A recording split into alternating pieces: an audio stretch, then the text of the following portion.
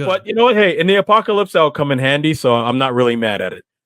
It will. Yeah, it's good to have a dog. I've been that's watching competent to do that. I've been rewatching Walking Dead, and it's so fucking upsetting that there's still. It's like I'm in season 5 or 6 or so. Yeah. And the main way they kill zombies. Keeping in mind, if the zombie bites you, you die. If it bites you on the hand, we got to cut your hand off really quick. Your arm, your whole arm. And that's like it, because you can't really live without your fucking leg in this post-apocalyptic war. You're just a nuisance then. Yep. So anywhere, it's just a death sentence to be bitten. But they're still stabbing them in the head with pocket knives. That's what everybody does. And so anytime an overwhelming amount of them come, basically more than we can, if they show up in like quicker than we can stab them, then we're overwhelmed and we got to run away or go to guns. But guns are ridiculous because they're just stumbling people who can bite. And it's like, why did they never make some bite-proof armor? Because a good motorcycle outfit is fully bite-proof.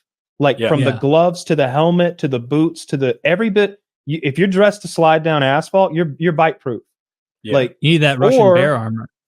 And I know that'd be hot, but it's better than being eaten alive, which is the alternative. And then it's like, man, a spear would hit the spot, wouldn't it?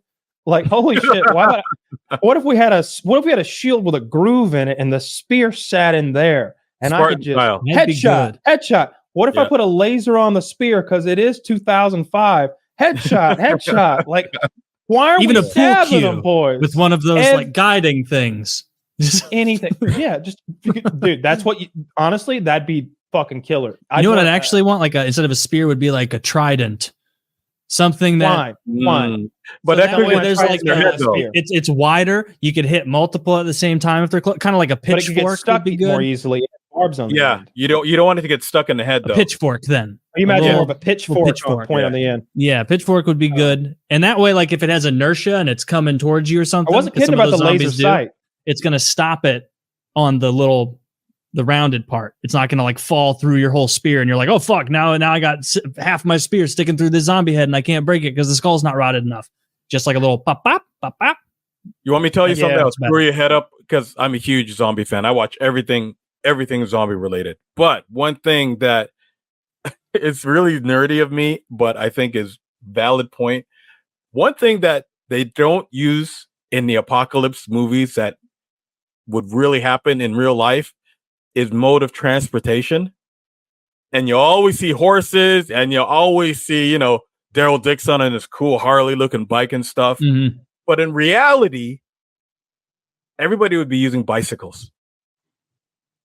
Why don't you ever see people using bicycles in zombie movies? Think about it. Probably because like the people on the show are like, no, that's not cool enough. Exactly. It would. Exactly. You don't want to see Daryl Dixon riding around on a Schwinn bike with, I don't think I would. I think I'd want to be on foot. No. We're talking about like the cities and stuff. Yeah, having a bike would be helpful. No, I'd be mountain biking. We're talking about post-apocalypse, I suppose, sort of Walking Dead zombie style thing, and getting around. I mean, I think I'd want a motorcycle with some storage on it. Well, stand by. It's important. Are there zombies though? Yeah, motorcycles. Yeah, we're talking about a zombie. I like cars, man, and I'm a bike guy. But gas doesn't last that long. Oh, does it last longer? Well, is it walking? All right, he means like a physical, like pedaling bike, like that. Yeah, I'm talking like a bicycle. Wolf does. I don't think that's what Kyle said. Yeah. Well, I guess I was using the Walking Dead fake scenario where gasoline lasts forever, and we always find enough for Daryl Dixon's motorcycle and our Hyundai Sonata. Ultimate car of the post-apocalypse. Do you think they still get Sonata is? You're like, oh, we're 2008 Hyundai Sonata, and the apocalypse started in 2005. What's going on, Rick? What's going on? God, the apocalypse was so much more boring after we lost our XM free subscription. 12 months into it. Like, remember what, Rick? We don't have much water, but make sure that Sonata's polished up, nice and shiny. We got to pay the bills. And that show is already the biggest show on TV. Those fucking cocksuckers. Yeah, like I'm telling you, Keegan and his crew. Was it Keegan, the guy with the bat? Megan, and all the guys, they'd be all on BMXs riding around, like 20 of them. All right, so if we're in a world where, and I think it is the case, like I think if you want a car, gasoline goes dead, and so I don't know where you get more. I don't know if there's a way to store gasoline where it doesn't go dead. And the same's true for diesel. What would work is any kind of vehicle that was rigged up to run on propane. You know, a lot of city buses here in Atlanta run on propane. And, you know, you can get propane anywhere in vast quantities. And it's easy to get it from, you know, there's facilities, is what I'm saying, Woody. And they're easy to find because it's like, look at that gigantic white bubble of, you know, propane over there. So you could and it'd be easy to get it from the big tank to a medium tank to a small tank if you needed to. And, you know, you figure it out. I worry that it's dangerous. Like, which part? I don't know. I'm thinking in a Mad Max scenario where like the warlords control the fuel supply. It might go down like that. I mean, there's just propane everywhere in the South, you know, like those tanks in people's backyards, and there's propane grills everywhere. I don't know how propane accessories. Like if you think about, think about it. At my house right now, there's 3 of those fucking things of propane. Yeah. And I've seen those trucks that run on that. Like, you just fucking screw right in. Like, that would be ideal. I kind of like the notion that Kyle's in a school bus. Well, not the school bus, but the city they make bus. normal size vehicles. Yeah. They make trucks, like a car, a motor vehicle of normal size and capacity that runs on propane. But a man of your stature should have a bus. Pump it out, though. A bus. You should be a cult leader. There should I would love to be a cult leader. It's hard to get up. You think you've got what it takes? It's hard to make your charisma stat to get that. You can't get that charisma roll because the enemies have too much of a modifier on them. There's going to be, it's too easy because it's not the movies for people just to blow you away and take all your shit, because that's always option B. So you got to somehow initiate dialogue without them immediately going to option B, and then convince someone who apparently has an advantage over you, because it's going to never happen like in the movies where 2 people point guns at each other and then start talking. That shit's never happened ever. I can't imagine. No. Somebody turns around, there's guns pointed at them, and they're moving to point guns. Everyone dies now, or more likely, everyone who has, you know, those people with less guns die. The people opt to talk die. Yeah, you don't want to be talking to anybody, you know. So the idea of getting a cult together, like you might get I don't know, it'd be so hard to trust anybody or about any fucking thing because you're all in the same scenario where you know what it's like. You know you'd lie. You know you'd lie if you played enough DayZ to know that I won't last. Bro. I will trust someone, and it won't work out well. Yeah, I'll think I've made a friend, and then I'll be in a stew pot. Exactly. Before long, I'm on my knees, and he's asking me to squeal, or he's going to take all my things. And like, no, you don't want to eat me. I'm disgusting. Like, I think there could be a scenario where one man met another solo man, and we could come to an agreement. And I could believe in that. Like, look, it's hard like without somebody watching. Oh, that's very Last of Us of you. Very. It'd be like, man, it's hard to watch your back, you know, when you're out here on your own. Look, I don't have a whole lot of shit. You don't have a whole lot of shit. I don't want to fight you. Do you want to fight me? And he's like, not really. Like especially if one of us, if the big guy's hurt or something, and like maybe we can talk this out and work together. I'll look after you, and that's ideal. But I can't imagine me and my boys coming upon like Taylor with a skint knee and a big fat backpack full of we don't know what, and he's got his like he doesn't have anything in his hands. Man, it's gonna be hard to even start talking. We'll talk, but it's to find out anybody else around here before we get started. This scenario out in my head where like I find a thickly muscled survivalist with a gunshot in his deltoid, and I nurse him back to health, thinking that we're going to be a partnership when this is done. Meanwhile, I'm like that girl that dated the guy all through med school, and when he finally starts earning, he trades me in for somebody better. God damn. You're the Miata that he got rid of for the Beamer. Yeah. you need to have a skill set that makes you essential, which is something I'd rapidly find out. Like, that's why I don't. Taylor's like accents were worth so much more pre-apocalypse. Yeah. Damn. Now now they're just upset. And they're like, you're not helping. And it's like, why are you even saying this to me? I am helping so much. And they're like, stop pretending to be an Indian guy and carry the water jugs. God, this guy's been an absolute nightmare from sun up to sundown every day. I would just really appreciate someone like just to watch my back while I slept, or someone that like had another skill set that I just didn't have at all. And I know some stuff. Like I know where a lot of guns are stored. Like I know where I know where I know where the guns that you see in Walking Dead are stored right now. Like I know where that company is and where it's located here in Atlanta.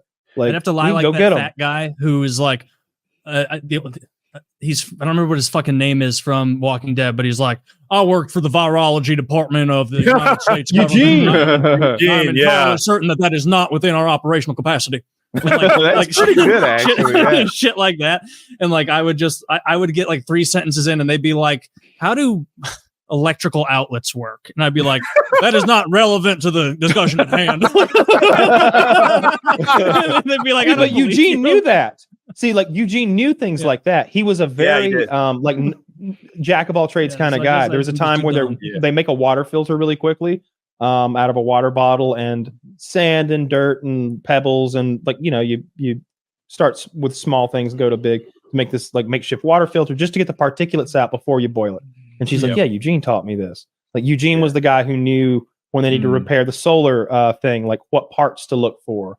And he was the bullet maker. Reload bullets too. Yeah, that was a big part. I'm like an amateur. I know how to do all those things. That not Eugene knew some advanced stuff, that metallurgy stuff, but like I just know where to get stuff. I know where some stuff's held. What's the most prepper stuff you have, Wolf? I have food stores. You shouldn't be talking about this because prepper. That's all right. No one watches. Rules are not to tell everyone. I ain't got shit. Exactly. Hypothetically, I even get now. I'm getting stuff to review on my YouTube channel and stuff like that. Like someone just sent me this ultimate match that never goes out or something like that. Like this product, and I've got like several 55 gallons of water set up. I've got gas masks, as you just saw. I've got a whole bunch of stuff, and it's like clothing that makes me zombie proof. Sorry? Yeah. I have clothing that makes me zombie proof. Right. We said that in your absence. That motorcycle get up is zombie proof. Yep. Yeah, you can't bite through that. Yeah. But it's like it's funny because when COVID came and people were like running and getting toilet paper and getting masks and stuff. I was the guy in my family like the lockdowns happened like March, I think it was over here. And I said in January, I sent a text. I think I still have it on my phone. I sent a text because I already have like several boxes of the masks. And I said, you guys need to buy these now for a box of 20. They're $9 at Home Depot. Go pick some up. Right. And they're laughing at me. Oh, Wolf, you're always doing your weird prepper stuff and your weird, saving water and all this stuff.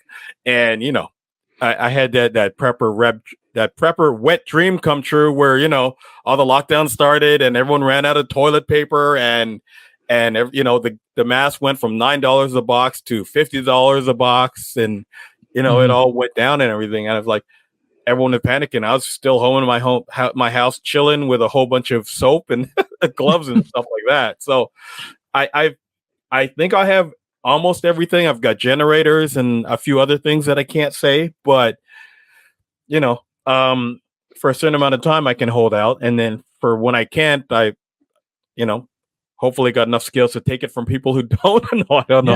You got to use your tactical skills for good when you become the cult leader of Canada. Right, when you depose Trudeau and take your spot at the reins. What is that mask you were holding? And is that like a is that like a chemical mask? Like it's a full-on gas mask. And it's got there's different filters you can use for depending on what you need it for. The filters I have are pretty strong. It goes from anything from tear gas to nuclear fallout, right? This is just a random one. This is not one of my good ones. I just use this for show when I do reviews and stuff. I actually have a code on my channel for getting these gas masks, but these are pretty good that you can run around your place and they don't fog up and everything when it gets humid outside. And I have a more tactical one where instead of the full face, it's got the 2 eyes type of thing, and that's a little more tactical per se. So I have these. I have these. Look cooler. Pretty much more intense. Is it like is a filter for nuclear fallout? Is that kind of like a duck and cover thing? Like if you how are you like, because if it's fucking everywhere, I feel like you're dead anyway, right? Well, it depends because when you have fallout, obviously you don't want any ashes on you or anything like that. Yeah. But you're going to go out. You can't just use a mask alone. You're going to need a full on suit. You don't need like technically a hazmat suit. You just need like a really strong bodysuit, duct tape around the gloves, all that stuff, and a few other tricks, iodine pills, to make sure you don't catch anything. And, and then you need a cleaning station for when you get back in your house. So if you get to your house, you need a cleaning station at the front to wash all this stuff out because it's still radioactive.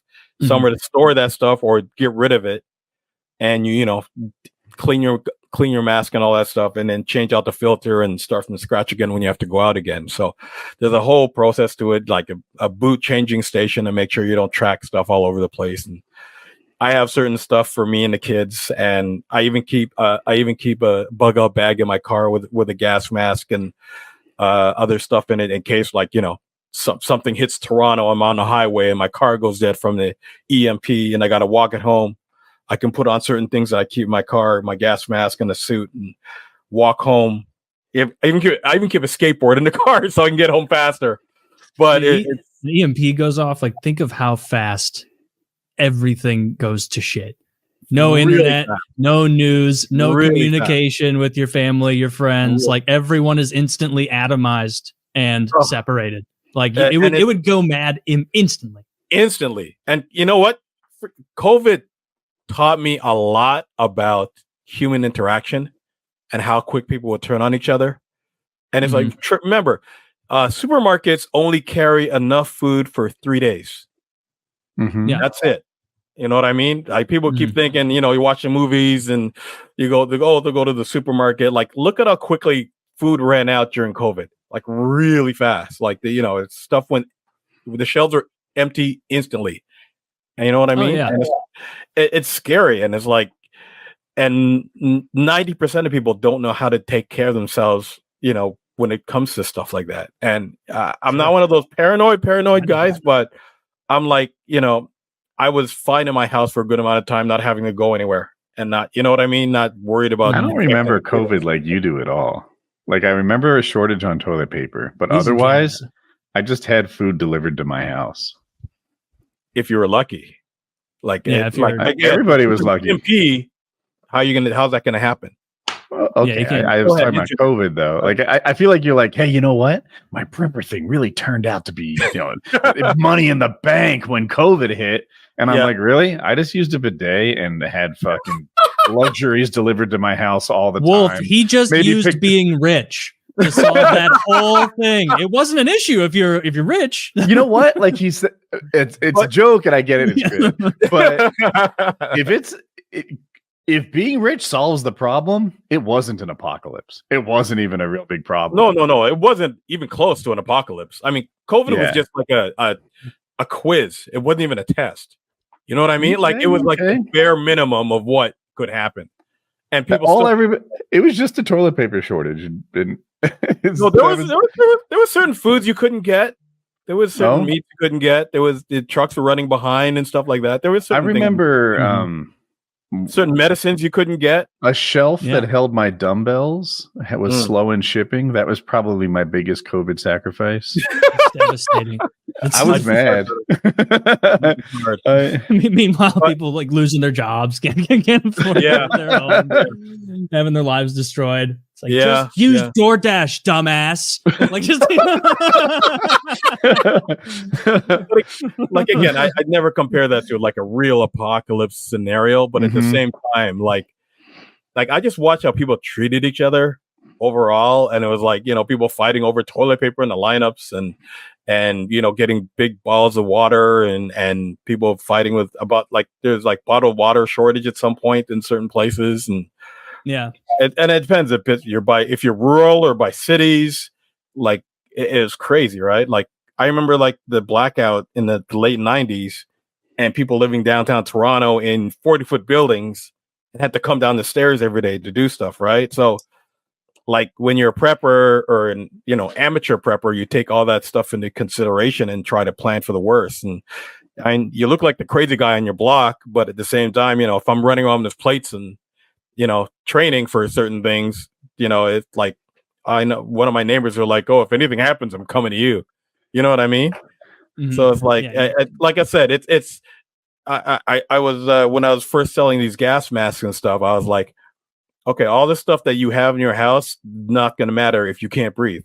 You know what I mean? Like there's weird things like that people don't think of, and it's like I've always thought that it doesn't matter if you can't defend it.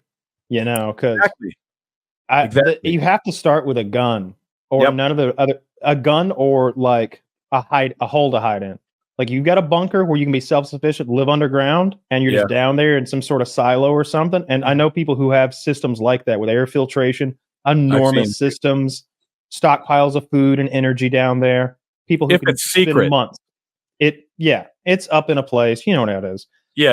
Millionaire crazy people. But it all goes back to a guy. You know what else he has? Stockpiles of ammo. He owns a firearms company, you know, so like all that shit to defend Owning a firearms company would be very big for the apocalypse. You're probably strapped. Yeah, and I want to get back. You know how to use it. Just we were talking about something earlier, and I'm going to show you. I got my man spinning plates. This is one of the things I keep in my collection for apocalypse.